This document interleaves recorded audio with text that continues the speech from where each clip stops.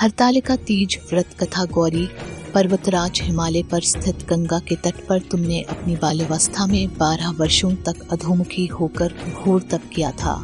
इतनी अवधि तुमने अन्न नहाकर पेड़ों के सूखे पत्ते चबाकर व्यतीत किए। माघ की विकराल शीतलता में तुमने निरंतर जल में प्रवेश करके तप किया। वैशाख की जला देने वाली गर्मी में तुमने पंचाग्नि से शरीर को तपाया।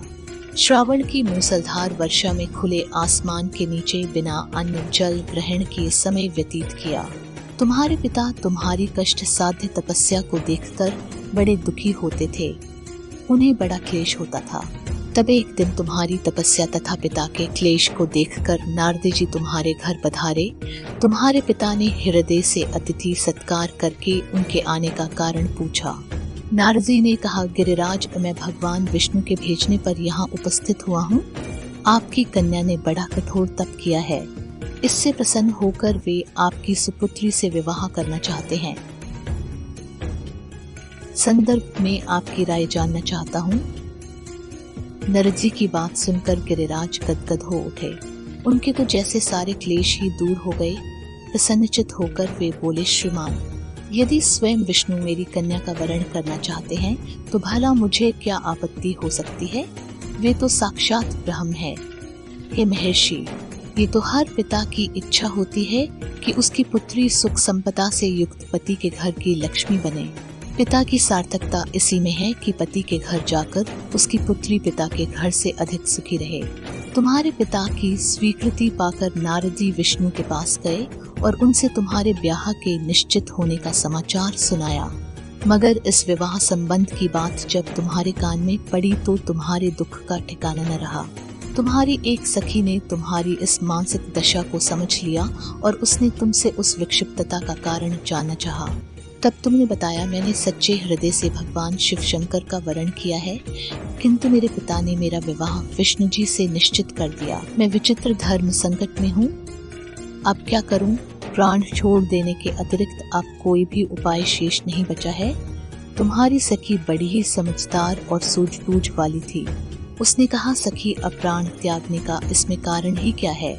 संकट के मौके पर धैर्य से काम लेना चाहिए। नारी के जीवन की सार्थकता इसी में है कि पति रूप में हृदय से जिसे एक बार स्वीकार कर लिया, जीवन पर्यंत उसी से निर्वाह करें। सच्ची आस्था और एक निष्ठा के समक्ष तो ईश्वर को भी समर्पण करना पड़ता है। मैं तुम्हें घनघोर जंगल में ले चलती हूँ, जो साधना स्थली भी हो और जहाँ तुम्हारे पिता तुम्हें खोज भी न पाएं। वहाँ तुम साधना में लीन हो जाना। मुझे विश्वास है कि ईश्वर अवश्य ही तुम्हारी सहायता करेंगे। तुमने ऐसा ही किया। तुम्हारे पिता तुम्हें घर पर ना पाकर बड़े दुखी तथा चिंतित हुए। वे सोचने लगे कि तुम जाने कहाँ चली गए। विष्णु जी से उसका विवाह करने का प्रण कर चुका हूँ। यदि भगवान विष्णु बारात लेकर आ गए और कन्या घर पर न हुई तो बड़ा अपमान होगा। मैं तो कहीं मुंह दिखाने के योग्य भी नहीं रहूंगा। यही सब सोचकर गिरिराज ने जोर शोर से तुम्हारी खोज शुरू करवा दी। उस समय तुम्हारी दशा को देखकर गिरिराज अत्यधिक दुखी हुए और पीड़ा के कारण उनकी आंखों में आंसू उमड़ आए थे। तुमने उनके आंसू पोंछते हुए विनम्र स्वर में कहा, पिताजी, मैंने अपने जीवन का अधिकांश समय कठोर तपस्या में बिताया है। मेरी इस तपस्या का उद्देश्य केवल यही था कि मैं महादेव को पति के रूप में पाना चाहती थी। आज मैं अपनी तपस्या की कसौटी पर खरी उतर चुकी हूँ। आप क्योंकि विष्णु जी से मेरा विवाह करने का निर्णय ले चुके थे, ये मैं अपने आराध्य की खोज में घर छोड़कर चली आई। अब मैं आपके साथ इसी शर्त पर घर जाऊंगी कि आप मेरा विवाह विष्णु जी से न करके महादेव जी से करेंगे। गिरिराज मान गए और तुम्हें घर ले गए। कुछ समय के पश्चात शास्त्रोक्त विधि विधान पूर्वक उन्होंने हम दोनों को विवाह सूत्र में बांध दिया।